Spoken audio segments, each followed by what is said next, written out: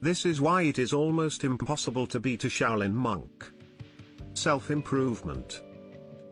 After a disastrous fire in 1929, much of Shaolin monks' barely recorded history was lost, but a monk named Jin Jinzhong collected decades of living knowledge. With blessings from the head of Shaolin, the training methods of the 72 arts of Shaolin was created. One Shaolin monk needs to endure exhausting training. This training has a traditional background and it hasn't changed in the last 100 years. There's no rest and the monks train 7 days a week to improve their skills. Their heart exercise starts in early childhood. They start training before the age of 6. Until then they need to have developed unbelievable abilities as a part of their traditional training. They need to undergo unimaginable pain. Their training also includes a great sense of balance and flexibility. They can simply turn into a circle. Being able to do this is hard, but being able to keep this position for some time seems like torture. Ignoring pain.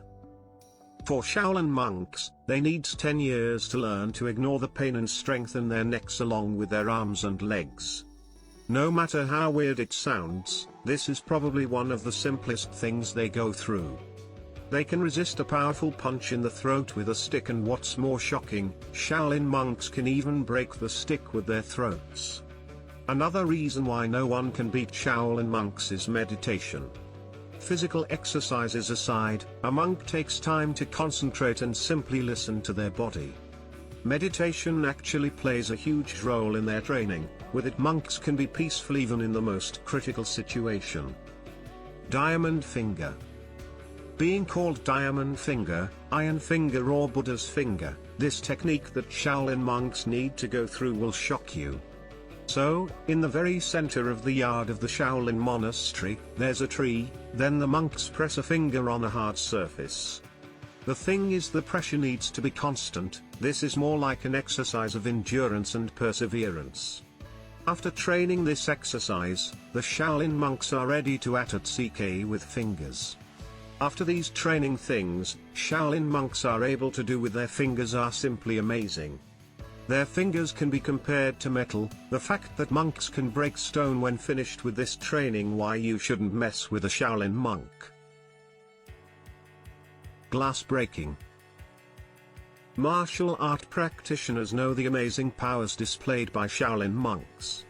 The monks are deeply trained in 72 skills. Furthermore, they learn to use 36 separate weapons and pick 2 animal movements and styles to train in. What more surprising is the shocking excellence of these monks. They can all break a glass with a needle. How is this possible? Glass is kind of strong and it's unbelievable to think that a needle can break it. But one small break is enough to make this glass amazingly weak. So, when Shaolin monks throw a needle, they don't bend the needle under pressure during the throw. They throw the needle with exceptional power and speed while attempting not to turn it, and when the needle hits the glass, it forms a strong crack, so it breaks. A needle goes through a balloon on the other side of the glass and then it pops. Iron head. It is as shocking as it sounds. Shaolin monks wrap their heads with layers of soft fabric, usually silk, and start hitting them against a wall. They repeat this exercise a few times a day. The purpose is only to harden the top of their head, the forehead and the back of the head, and strengthen the skin, muscles and bones similar to other exercises during the process. The strength and number of blows are slowly increased. After 1 year of training, 3 layers of fabric are taken off every 100 days. Young Shaolin monks start their next stage of practice when they have finally taken off all layers. They then start to bang their bare heads against stone walls. With years of this practice, the bones in the skull get different shapes because of the pressure. Walking on water. Walking on water is what we consider religious figures or superheroes are able to do.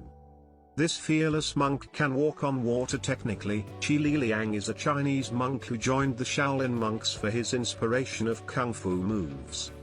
He was able to walk on water by using very thin and lightweight plywood boards connected by cloth. He was able to run across the surface of a reservoir which was 118 meters long in roughly 50 seconds. Qi Liang has also done other amazing things in the past, such as running with iron bars on his feet. It took him a total of 9 years to be able to run on water with the boards. He says you have to focus on being light and using control in your toes so that you can get across. His goal is to be able to run 150 meters on water.